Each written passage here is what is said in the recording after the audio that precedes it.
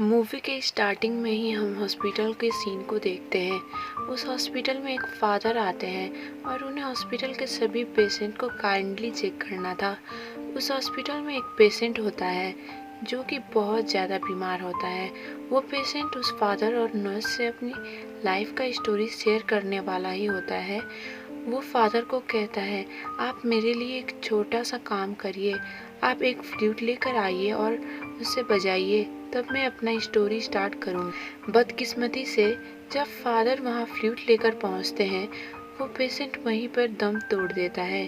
Father को काफ़ी बुरा लगता है क्योंकि वो आदमी अपने लाइफ का स्टोरी सुनाना चाहता था पर बेचारा ना सुना सका। फादर वहाँ से एक चार्टर हाउस में जाते हैं। वहाँ एक बहुत ही खतरनाक वायरस के ट्रीटमेंट के लिए टेस्ट कंडक्ट किया जा रहा होता है।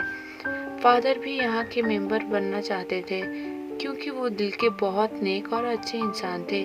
वो हर एक नीडी लोगों के ट्रीटमेंट करना चाहते थे। उनका यहाँ आने का मकसद ही लोगों को बचाना होता है। वहाँ का एक सीनियर डॉक्टर फादर को वार्न करते हुए कहता है, यहाँ काम करना तुम्हारे लिए खतरनाक साबित हो सकता है। बेहतर है कि तुम यहाँ काम ना करो और यहाँ से चले जाओ। पर फादर नहीं मानते और वो वहाँ काम करने के लिए उस सीनियर डॉक्टर को मना ही लेते हैं। अब फादर के बॉडी में वायरस को इंजेक्शन से इंजेक्ट किया जाता है और उसके साथ मेडिसिन भी इंजेक्ट किया जाता है, पर यह एक्सपेरिमेंट फेल साबित होता है और इसीलिए सारे डॉक्टर्स मिलकर उस फादर को उसी चार्टर हाउस में 1 महीने के लिए बंद कर देते हैं। पर फादर के बॉडी पे रिएक्शन स्टार्ट हो गया था। उनके बॉडी पे बड़े बड़े फोड़े आने लगते हैं। फादर तभी फ्लूट बजाने लगते हैं जो कि उनके पास था, पर उनके मुंह से काफ़ी ज़्यादा खून आने लगता है। उनको अर्जेंट एंड इमरजेंसी ट्रीटमेंट दिया जाता है। अजीब बात ये था कि फादर उस ट्रीटमेंट के बाद बिल्कुल ही नॉर्मल हो चुके थे और वहाँ के डॉक्टर्स का भी कहना था कि ये वायरस इंजेक्ट करने के बाद 100 लोगों में से ये ऐसे आदमी है जो कि वापस नॉर्मल हो चुके हैं। अब फादर एक बच्चे के घर पे उसका बर्थडे सेलिब्रेट करने के लिए जाते हैं क्योंकि उस बच्चे को ब्रेन कैंसर था। फादर अभी वहाँ सेलिब्रेट कर ही रहे होते हैं कि तभी वहाँ एक औरत आती है और वो बहुत घबराई हुई थी। वो फादर को कहती है, फादर मेरा बेटा बहुत बीमार है, आप उसे बचा ले। फादर भी उस औरत के साथ उसके बेटे के पास पहुंच जाते हैं, पर वो और कोई नहीं बल्कि वही फादर के बचपन के दोस्त कैंगू होते हैं। वहीं पर कैंगू की वाइफ भी दिखाई जाती है। कैंगू की वाइफ फादर को डिनर पर बुलाती है और कैंगू भी काफ़ी हद तक अब ठीक हो चुका था। हम वहाँ देखते हैं फादर को कैंगू की वाइफ काफ़ी अच्छी लग रही होती है, यानी वो उस पर इंटरेस्टेड थे। कुछ ही देर में 3 और लोग कैंगू के घर पे आते हैं जो फादर से भी मिल लेते हैं। उनमें से 2 लोग कपल और एक पुलिस ऑफिसर होते हैं। ये सभी लोग वहाँ पर डाइस खेलने लगते हैं। कुछ ही देर में हम देखते हैं कि कैंगू अपनी वाइफ से सबके सामने मिसबिहेव करता है। उसकी वाइफ को बहुत बुरा लगता है। फादर अपने घर जाते हैं और जब वो सोकर उठते हैं उन्हें अजीब सी आवाज़ आने लगती है। कुछ ही देर में अजीब महसूस होने की वजह से वो फिर से वहीं पर बेहोश हो जाते हैं और जब उन्हें होश आता है वो एक वैम्पायर बन चुके होते हैं। अजीब बात ये था कि आखिर फादर वैम्पायर कैसे बन गए। जब फादर के ऊपर वायरस इंजेक्ट करके टेस्ट किया गया था, फादर पर उसकी वजह से बहुत बुरा असर पड़ा था और बाद में उनको जो ब्लड चढ़ाया गया था उसकी वजह से और भी खराबी होने की वजह से वो वैम्पायर बन चुके थे। फादर अब एक पेशेंट के ट्रीटमेंट के लिए जाते हैं, पर जब वो उस पेशेंट को देखते हैं उनके अंदर का वैम्पायर जाग आता है। वो उस लड़की का ब्लड सक करना चाहते हैं, पर वो खुद को काफ़ी रोकने लगते हैं। फादर को अब ये भी पता चल चुका था कि अगर उन्होंने ब्लड कंज्यूम नहीं किया तो उनके फेस पर अजीब रिएक्शन दिखने लगेंगे। क्योंकि फादर दूसरों को मारकर उनका ब्लड पीना नहीं चाहते थे, वो ब्लड को चुराकर अपने पास बचाने लगते हैं।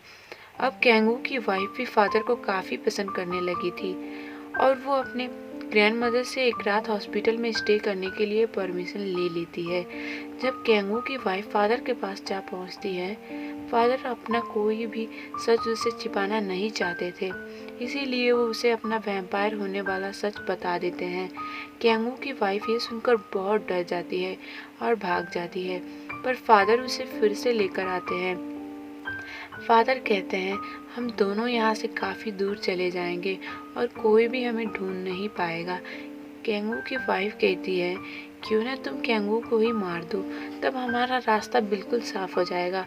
फादर इस बात पर कोई भी जवाब नहीं देते हैं। फादर गर्दन पर जौ के निशान देखते हैं और उसे पूछते हैं, क्या ये कैंगू ने किया है? वो कहती है, हाँ। फादर अब बहुत गुस्सा हो जाते हैं। फादर कैंगू को नाइट बोट राइड के लिए बुलाते हैं। बोट में कैंगू, उसकी वाइफ और फादर थे। रास्ते में फादर कैंगू को बोट से गिराकर पानी में मार देते हैं और अब उसकी वाइफ भी इंजर्ड हो गई थी। फादर कैंगू की वाइफ और खुद को लेकर पानी में कूद जाते हैं, क्योंकि वो चाहते थे कि पुलिस को लगे कि ये सब एक एक्सीडेंट था। इस टॉपिक पर पुलिस इन्वेस्टिगेशन चल रही होती है। अगली तरफ फादर के सीनियर फादर उसे कहते हैं, तुम अपने वैम्पायर ब्लड में से मुझे दे दो ताकि मैं अपने आंखें ठीक कर सकूं और ये दुनिया देख सकूं, क्योंकि सीनियर फादर अंधे थे। फादर कहते हैं, ठीक है, मैं आपको अपना ब्लड तो दूंगा, पर आपको मेरे लिए प्रे करना होगा। सीनियर फादर मान जाते हैं, पर तब तक फादर में फिर से वैम्पायर जागने लगता है और उनके बॉडी पर फोड़े आने लगते हैं। इसी के साथ वो सीनियर फादर को मारकर उनका खून पी लेते हैं। अगली तरफ हम कैंगू के मॉम को देखते हैं, जो कि अपने बेटे के मरने के दुख से पैरालाइज हो चुकी थी। उनको पूरा शक था कि फादर ने ही उनके बेटे को मार दिया है। अब हम कैंगू की वाइफ और फादर को साथ देखते हैं। वहाँ पर कैंगू की आत्मा आकर उन्हें सताने लगती है। कुछ देर के बाद कैंगू की वाइफ फादर को बताती है, कैंगू ने आज तक कभी भी उसके ऊपर हाथ भी नहीं उठाया था, बल्कि वो सब बातें जो उसने बताए थे वो सब गलत थे। फादर को बहुत दुख होता है कि उन्होंने अपने ही दोस्त को मार डाला, जो कि बेकसूर था। और अब कैंगू की वाइफ भी काफ़ी एम्बैरेसिंग फील करने लगती है।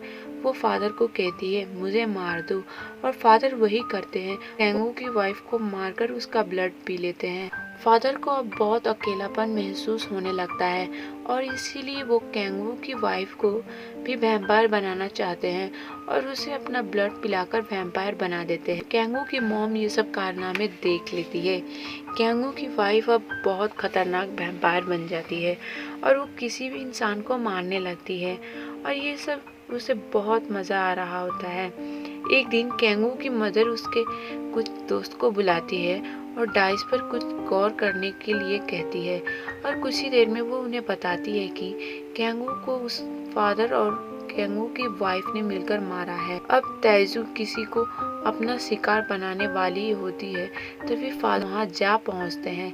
फादर चाहते थे कि बिना नीड के ताइजू किसी पर भी हमला ना करे। जब फादर इस आदमी को ताइजू से बचा लेते हैं, वो ताइजू कैंगू की मदर को लेकर काफी दूर चले जाते हैं।